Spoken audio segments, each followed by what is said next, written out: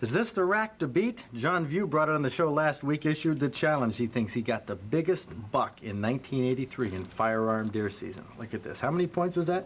22, officially. Oh, no, last week you said it was 23. Well, they didn't give me this point. Oh, the commemorative buck scores didn't give him that point as a point, but Mike Mitchell brought one down to take up this challenge here. Is this the biggest rack in the state? We have a lot of them, huge racks, and you should hear the stories to go with them. You're going to hear all about it, so you stay tuned. It's Thursday night, Big Buck Night, right here on Michigan Outdoors. It's rare to see such a collection of big bucks like this, especially for this deer season. I didn't do nearly as well. In fact, I'm not even going to talk about how I did. That's not what this show is all about. We want to talk about these fellas, the racks they got. Of course, the big problem is, how do you compare racks like this? How do we decide which is the top rack in the state? We have two commemorative buck scorers right here. Ned Fogel. Ned, you're generally associated with the fisheries program with the DNR. Right. But you're a Pope and Young, Boone and Crockett commemorative buck scorer. And Glenn Williams, you're commemorative buck scorer. Correct. We're going to have you guys answer a question here. Ed, lay on us from our mailbag here a typical question we get every year at this time. That's right. Please send me information on Boone and Crockett and Safari systems of counting points on buck trophies. Okay, Dave, let me use your rack right here as an example. This is a mighty fine, typical whitetail rack. Now, fellas, if we were scoring this Safari Club system, now Safari Club is an organization of big game hunters from around the world. They have a system which scores every point and every inch goes into the book, right? That's correct. Okay, so there aren't any deductions at all. You measure the length of the beams, length of the tines, and so on, and add them together and come up with a score. But with Safari Club, you have to be a member of Safari Club International in order to go in the book. That's correct. Now, what about Boone and Crockett and Pope and Young? And commemorative bucks, you don't have to be members. Well, Boone and Crockett and Pope and Young, you have to pay, though, don't you? You have to pay to those, but you don't have to be a member to get it into the book. Okay, what does it cost to have your buck scored Boone and Crockett? Okay, for Boone and Crockett, for the entry fee is $30, and it's $25 for Pope and Young. And then you get a chance to be in their record book. That's right. Commemorative bucks, Glenn? We do not charge anybody to join our to have the deer scored in our organization. Okay, and there are 55 volunteer scorers around the state. How would you go about scoring this rack? Would you run through me the basic measurements?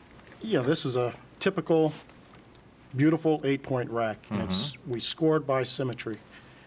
We take the length of the main beams, Each main beam. and we take the length of the brow points and each additional point, okay? And we make deductions by the corresponding points. Okay, this point matches this one. Right, and this one matches this one. Okay, now it looks like this one's a little longer. So if that's, say, an inch longer, you subtract There an would be inch? an inch deduction, that's correct. Right. And then we Okay. take the length of the inside spread, and we also take 4 circumferences. The brow between the burr and the first point, and we'll do this in additional 4 different places. Okay, now different scorers, of course, have to make the judgment as to what is the midpoint and where does the point start.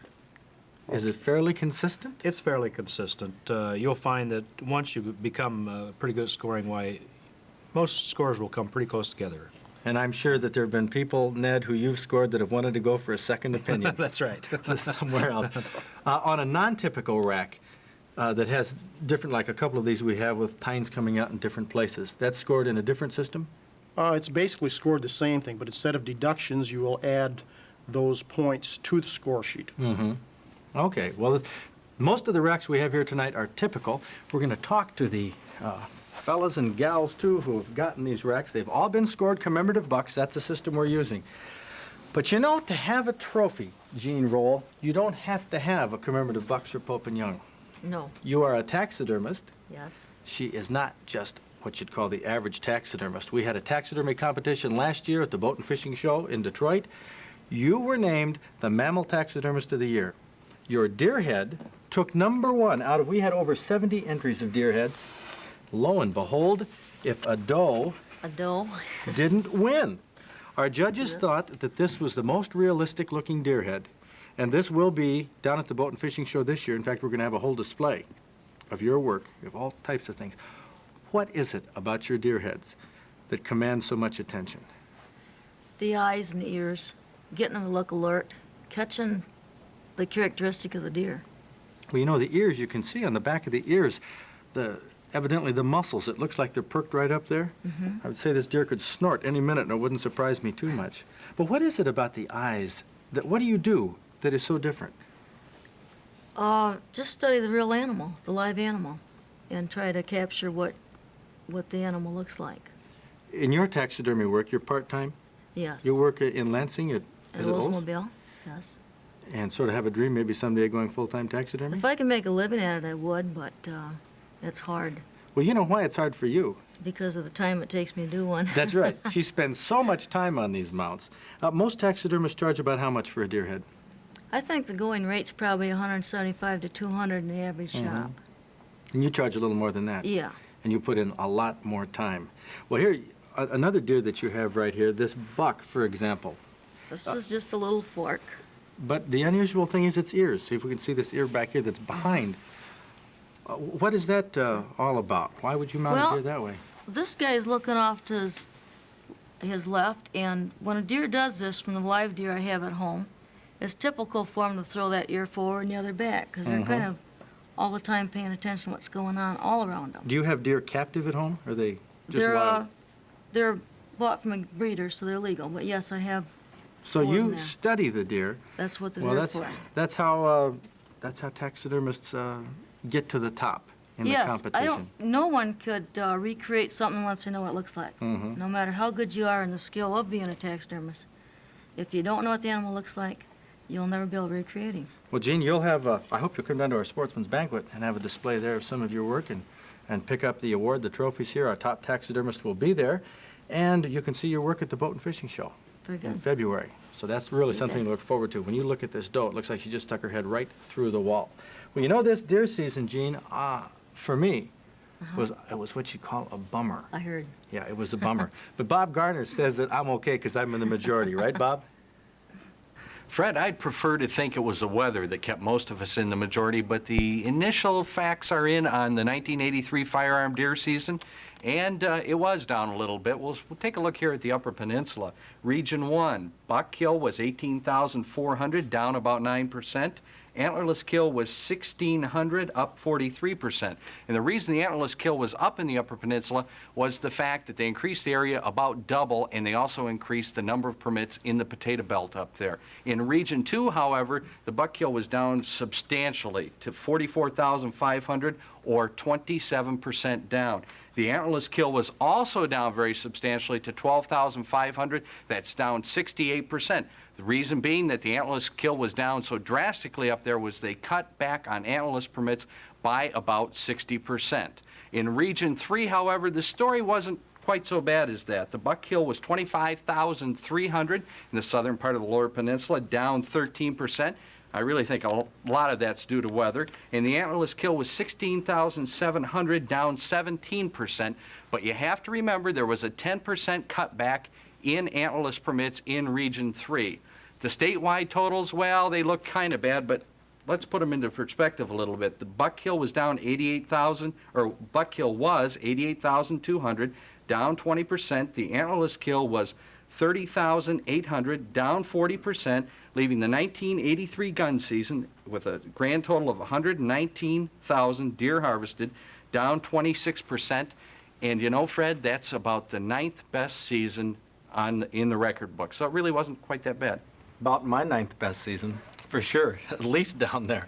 But we're going to talk to some of the hunters now who got bucks. You know, we've always had women, or men, not women, on Big Buck Night before. And when Greg Gray called us up and said, my wife Mary got an 11 point, she'd really like to be on the show.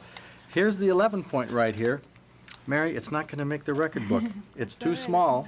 Too small for the record book. It's an 11 pointer, but you got to where? Around home? Holly Recreation. How long have you been hunting deer? 8 years. Who got you into it? My husband, he taught me everything I know. And Everything. since he taught you, how many deer have you gotten in 8 years? 5. Hey, sounds like a pretty good teacher. Well, that's happy. great. What's the secret to success? Be quiet and still.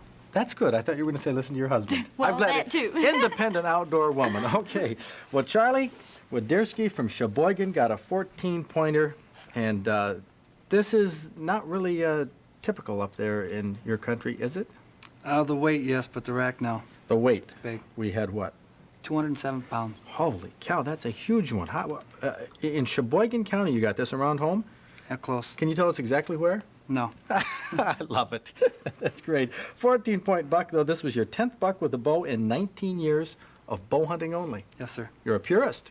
I try to be. How many pounds do you pull back? 74 pounds. Oh, too much for me. And here's a guy who has way too much for me with a bow. Glenn Campbell. Glenn, you came on the show with this 10-point, is it? Yeah. Let me check. Okay, that was a 10-point, which looked really big when we had you on the show. What looked even bigger was your 100-pound bow. That's something fierce. But we heard your story, and we see how you stack up here. You're sort of on the small end. Your cousin, of all people, put you on the small end. And this is Dave Campbell from Bellevue, and you also hunted down in southern Michigan with a bow. And how many points is this? 11. It scores 137 on commemorative bucks. How much did it weigh? 176 pounds. Wow, you shoot a 100-pound bow, too? No, sir. How big do you shoot? 70 pounds. All I can handle. You guys are still out of my class. That's odd bet, but that's a great buck. And here's one. Here we have our buck in our hefty bag right here. And this is Chuck Rowland. Chuck, the 15 points is, well, this is an interesting rack because it looks like it's well worn. I bet it beat every bush to death in Sanilac County. Probably did. Rubbing and scraping and carrying on. This buck is going to have a shoulder mount, and we probably have about 50 pounds right here in skin. How much did it weigh? 330 pounds. Wow. Was that any good to eat? It was pretty good. Was it? Yeah. I imagine you still have a lot in the freezer. A whole lot. Well, congratulations on that one. And now we're going to move up to Robert Robinson from Mount Clemens, who has the widest rack here on Big Buck Night. How wide is it? 25 inches. Jeez, that's an extremely wide rack for 12-pointer, taken in St. Clair County, around the thumb. And it weighed how much? 185 pounds. You know, the great thing about this deer is that you have been hunting for how many years? 10 years. And how many deer have you gotten? 1. And how many deer have you shot at? 2. 2? 1 with a bow and this one here. This is the first one you got with a gun. Well, that's a great story. Well, you know, this brings us up to 145 on commemorative buck score, just short of one. We have another 6 of them here at 150 or more. We're going to get to those in just a moment. But let's take a break right now and have Ed Groves give us a rundown on the outdoor calendar. Now, a lot of these bucks you see here tonight are going to be involved, I hope, at our Sportsman's Banquet down there receiving awards, and they might even be in our display of big bucks at the Boat and Fishing Show. Our Whitetail Artist of the Year was Chuck Denault. He made this painting, which has been extremely popular, a limited edition print, and besides being charter members of the Michigan Outdoors Club, all of the folks who brought deer down here on Big Buck Night will also be getting one of these limited edition prints. We talked with Chuck about this painting a couple weeks ago, and here's a bit of that interview. Basically, years ago, Fred, I got started into bow hunting paintings by working for Bow Hunter magazine as a contributor, basically. Now you're a staff artist. That's true. But the thing is, like this picture right here, most people, even people who have purchased this painting, and I know several people who have had this painting a couple months and they've never seen the bow hunter up there. And of course, this is one of your trademarks, having a bow hunter somewhere stashed in the picture. Why do you do that? Just because I want to, I guess. It's got to be sort of a trademark, and because you're a bow hunter. That's true. I happen to know you really love the sport. You have so many things in your paintings that don't meet the eye right off the bat. In other words, like these does here. People look at the does in your paintings, and some people don't see those for quite a while. But this is the story right here of the hunter, and here's the buck that's getting away. But you know, this draft that you brought us, this is how this started out, of the buck walking through the woods, the hunter in the background. You have another doe evidently right up here, another one of Chuck Denault's trademarks. And if you look very carefully at the painting, look very close, what you see here is, where did that go? Right there. That's the ear of the deer. And once you see that, you don't mistake it. We gave away all the secrets of this painting, Chuck. We'll make a new one for next A year. new, but you know, why do you think that most people who voted in this category down at the Boat and Fishing Show in the whitetail category, among all the other prints of big bucks featuring the buck, picked this one? Fred, I haven't the slightest idea. Apparently they like the scene, or they like the thought of what's happening there, or they've experienced a similar situation. Been out in the woods, and they were up there, and they know the buck went by there, and they just enjoy seeing it. I'm sure it's happened to me. The paintings that you do, all of the calendars you do for Bow Hunter magazine, are you surprised at which ones the public tends to like? Definitely. It seems that the public sometimes like what I do not. If I have a special picture that I really like, the public might not even. Kind of breaks your heart. No, not really. Not really. Did you think that this one was going to be as popular as it is? No, I didn't. Well, I want to tell you, congratulations, Chuck. And Thank you, Fred. for being our Whitetail Artist of the Year, 1983. Good. I hear you have a really corker of a picture in 1984. It's on its way.